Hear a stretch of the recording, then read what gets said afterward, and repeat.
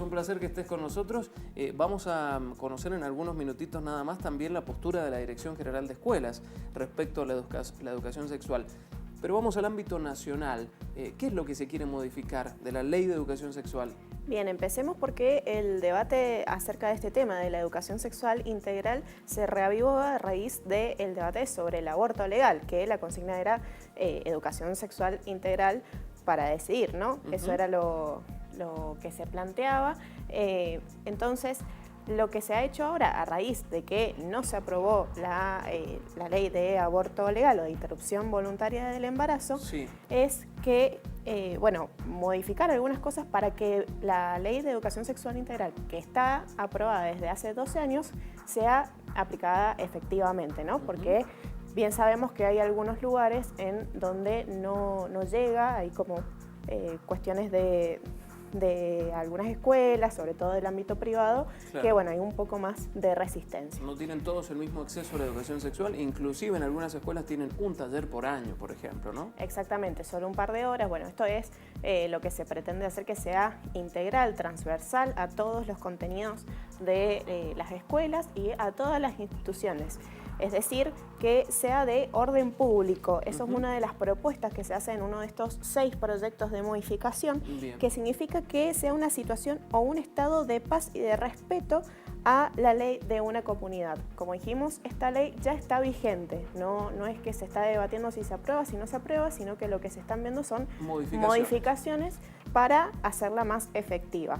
Otra de las cosas que se planea es que haya un sistema de evaluación, es decir, que por ejemplo se evalúen contenidos de la educación sexual integral. Como una materia más, digamos.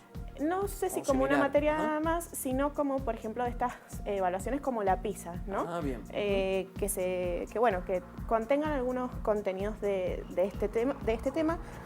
¿Y por qué se habla de educación sexual integral? Porque aborda el tema de la sexualidad desde diversos aspectos, desde el biológico, el psicológico, el social, el afectivo y el ético. Claro, es que la sexualidad nos atraviesa completamente, ¿no? A todos los seres humanos. Mili, hay algunos padres que no están de acuerdo con que se aplique la educación sexual, pero me vas a contar en algunos minutos cuáles son los argumentos de ellos.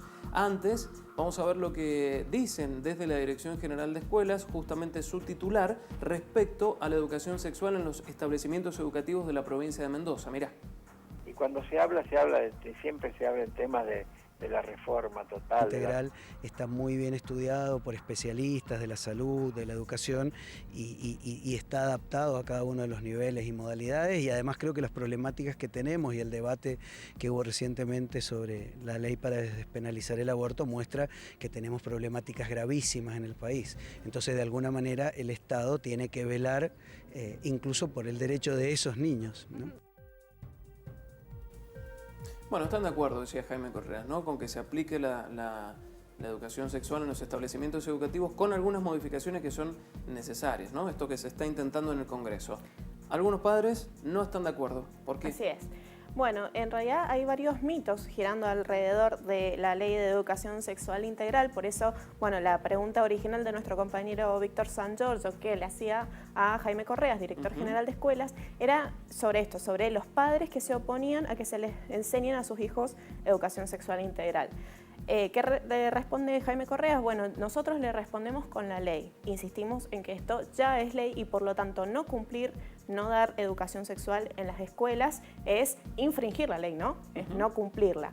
Claro. Por lo tanto, lo que dicen algunos padres, de hecho hay toda una campaña que dice no autorizo, que está formada por la Red Federal de Familias, que bueno, dicen que va en contra de sus valores, que los hijos son de los padres y no del Estado. Bueno, acá hay todo un tema, ¿no? Porque si se pretende poner a los padres, al sector privado, por encima del Estado, que es lo público y que es el garantizador de derechos, bueno, habría un problema, ¿no?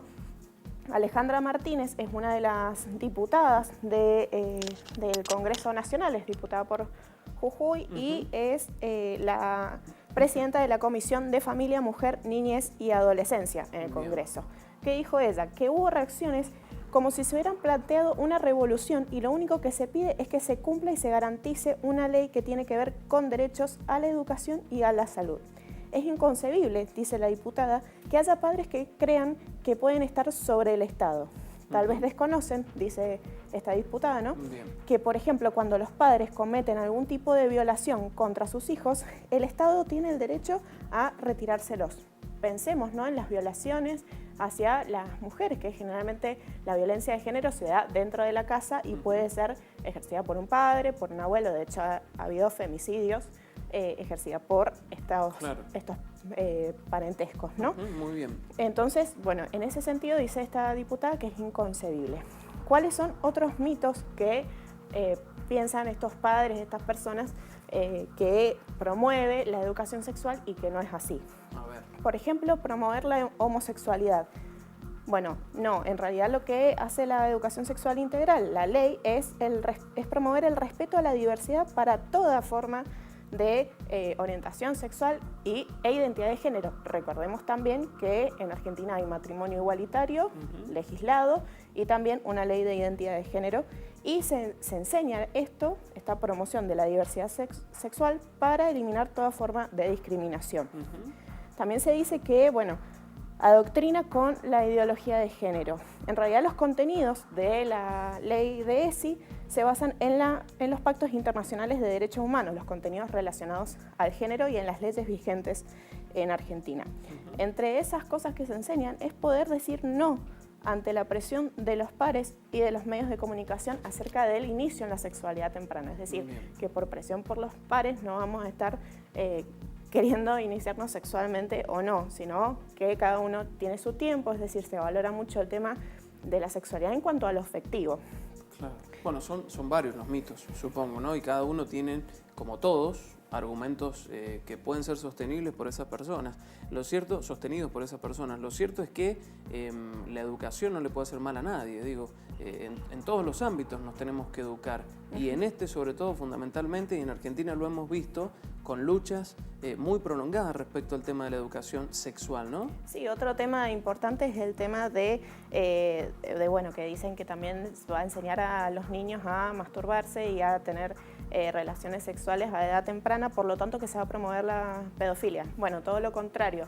Insistimos en que lo que se plantea es valorar, lo afectivo y enseñarle a los niños y las niñas cómo es su cuerpo, cuál es su cuerpo, y a denunciar o pedir ayuda ante la incomodidad de alguien que, bueno, como que invada esa parte privada, ¿no?, que es el cuerpo propio, claro, ¿no? Claro, totalmente. Entonces, lo que se pretende valorizar es eso, la afectividad, los lazos saludables e incluso noviazgos sin violencia, entre otras cosas. Perfecto. Por lo tanto, bueno, lo importante es que los proyectos que pretenden modificar la ley de educación sexual para hacerla más efectiva, ya tienen dictamen favorable en el Congreso, en las comisiones de Familia, Niñez y Salud y de Educación.